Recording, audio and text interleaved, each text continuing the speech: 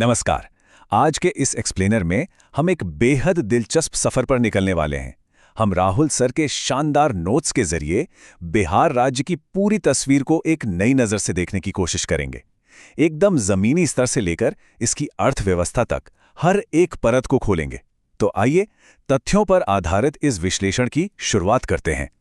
अब हम क्या क्या कवर करने वाले हैं? खैर, शुरुआत करेंगे बिहार की आधारशिला से।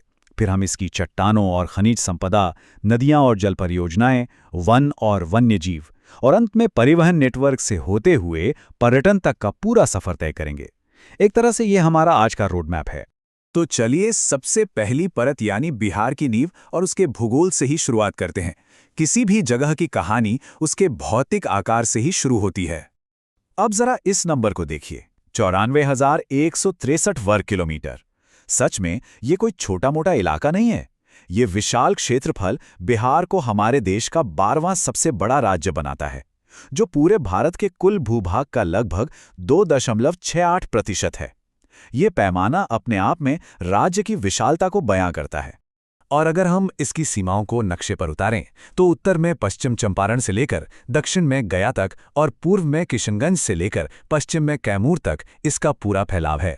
कुल मिलाकर उत्तर से दक्षिण की सीधी लंबाई 345 किलोमीटर और पूर्व से पश्चिम की चौड़ाई 483 किलोमीटर है। ये सीमाएं हमारे दिमाग में राज्य की एक पक्की तस्वीर बना देती हैं।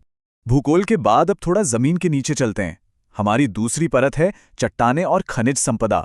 ये देखना वाकई दिलचस्प है कि कैसे सदियों पुरानी ये चट्टानें तय करती हैं कि राज्य के पास कितनी दौलत होगी। क्या कभी धारवाड़ रॉक सिस्टम का नाम सुना है? ये असल में बिहार की सबसे पुरानी चट्टानें हैं। मुख्य रूप से ये आपको दक्षिण पूर्व हिस्से में मिलेंगी, जैसे गया, नवादा और जमुई में। और सबसे खास बात, इन चट्टानों में जीवाश्म यानी फॉसिल्स बिल्कुल नहीं पाए जाते।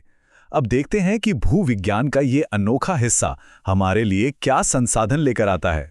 और यही पुरानी चट्टानें तय करती हैं कि कहाँ कौन सा खजाना मिलेगा। मतलब ये कोई इत्तेफाक नहीं है कि रोहतास और कैमूर में सीमेंट बनाने के लिए चूना पत्थर मिलता है, अमझोर में उर्वरक के लिए पाइराइट हैं, गया और नवादा में बेहद उच्च गुणवत्ता वाला अभ्रक यानी माइका है, और मुंगेर में एल्यूमिनियम का अयस्क बॉक्साइट प्रचुर मात्रा में मौजूद है। चलिए अब इस पथरीले आधार के ऊपर बहते हुए पानी की बात करते हैं, यानी हमारी नदियां और जल संसाधन। और इसकी शुरुआत होती है विशाल गंगा नदी से। गंगा नदी पूरे राज्य को दो हिस्सों में बांटती है, लेकिन इसके उत्तर और दक्षिण की नदियों में बड़ा दिलचस्प फर्क है। उत्तर में हिमालय से निकलने वाली गंडक है, जिसे सदा नीरा कहते हैं, और अपना रास्ता बदलने के लिए मशहूर कोसी नदी है, जिसे बिहार का शोक भी कहा जाता है। दूसरी तरफ दक्षिण के पठारों से निकलने वाली नदियों में सबसे बड़ी है सोन नदी, और साथ ही फाल्गु नदी है, जिसका पिंडदान के लिए बहुत गहरा सांस्कृतिक महत्व है। अब यहाँ एक हैरानी की बात सुनिए।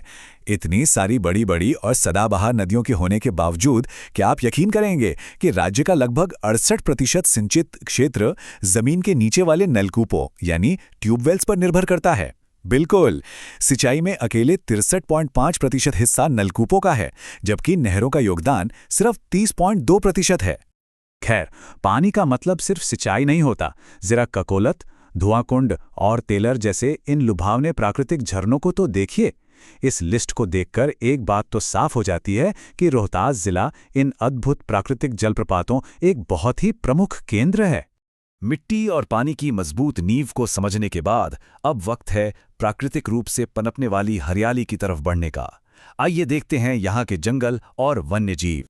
अगर हम डेटा पर नजर डालें तो राज्य का कुल वन क्षेत्र लगभग 7.76% है, लेकिन मजे की बात यह है कि ये जंगल हर जगह बराबर नहीं फैले हैं।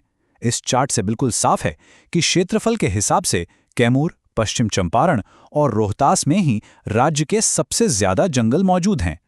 और इन जंगलों में जीवन पूरी तरह से धड़कता है। जमुई के नागी और नकटी अभयारण्य में हुए कलरव को ही ले लीजिए। ये राज्य का पहला पक्षी उत्सव था, जहां 130 अलग अलग प्रजातियों के प्रवासी पक्षियों का स्वागत किया गया। और हाँ, वाल्मीकि टाइगर रिजर्व में दर्ज किए गए 36 बाघ भी इस बात का पक्का सबूत है कि यहाँ का वन्यजीव पारिस्थितिकी तंत्र कितना जीवंत है। प्रकृति के इन खूबसूरत परतों के बाद अब जरा इंसानी इंजीनियरिंग का कमाल देखते हैं। यानी वो परिवहन नेटवर्क जो इस पूरे विशाल राज्य को आपस में जोड़ता है। गंगा जैसी विशाल और चौड़ी नदी को पार करना कभी आसान चुनौती नहीं रही, लेकिन रेलवे इंजीनियरिंग का ये सफ़र देखिए। 1862 के कोइलवर पुल से लेकर 1959 के मोकामा ब्रिज, 2002 के श्री कृष्ण सेतु और फिर 2016 के एकदम आधुनिक जेपी सेतु तक। ये कोई आम सफ़र नहीं है, ये एक सदी से भी लंबी कनेक्टिविटी और विकास की कहानी है। और सिर्फ रेलवे ही नहीं, सड़कों का जाल भी उतना ही प्रभावशाली है। राज्य में आज नेशनल हाईवेज यानी राष्ट्रीय राजमार्गों का कुल नेटवर्क 5475 किलोमीटर तक फैला हुआ है। इसमें सबसे लंबी दूरी तय करता है NH31, जो अकेले ही 404 किलोमीटर लंबा है। अब हम अपनी आखिरी परत पर आ गए हैं। भूगोल, शानदार प्रकृति और बेहतरीन कनेक्टिविटी, जब ये सब मिलते हैं तो असर सीधे पर्यटन पर दिखता है। चलिए देखते हैं कि बिहार दुनिया को कैसे आमंत्रित कर रहा है। आजकल पर्यटन को लेकर जो काम हो रहा है वो वाकई कमाल का है। राजगीर की वैभवगिरी पहाड़ी पर बने इस 250 फीट ऊंचे ग्लास ब्रिज को ही देख लीजिए। ये भारत का दूसरा ग्लास ब्रिज है।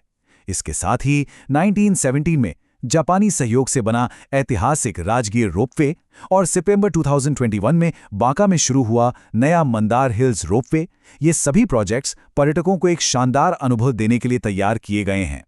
तो इन सारी परतों को करीब से समझने के बाद एक बहुत ही गहरा सवाल हमारे सामने आता है। ये प्राचीन भूविज्ञान, ये शक्तिशाली नदियां और तेजी से उभरता हुआ ये मॉडर्न इंफ्रास्ट्रक्चर, ये सब मिलकर आने वाले समय में बिहार की अर्थव्यवस्था को क्या आकार देंगे? ये एक ऐसा विचार है जो यकीनन हमें इस राज्य के भविष्य के बारे में और जानने के लिए प्रेरित करता है। आज के इस एक्सप्लेनर में हमारे साथ जुड़ने के लिए आपका बहुत बहुत धन्यवाद।